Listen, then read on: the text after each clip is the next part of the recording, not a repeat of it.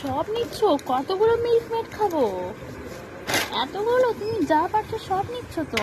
হায় হায়, এরকম করে। এই বাবা, এই মা, মিল সরো সরো সরো সরো। কি রে বাবা, ওগুলো সব এবার উপরে তুলে রাখো। দেখি কতগুলো তুমি এতগুলো মিল্কমেড নিয়েছো। এতগুলো কি মিল্কমেড আমি খেতে পারবো? পারবো খেতে? সব গুছিয়ে রাখো। আবার নেয়। তোমাকে শপিং করতে নিয়েছে তো বড্ড মুশকিলে পড়লাম তো। হ্যাঁ কি গো, আরে এত কিছু খাবার আমি কি করে খাবো?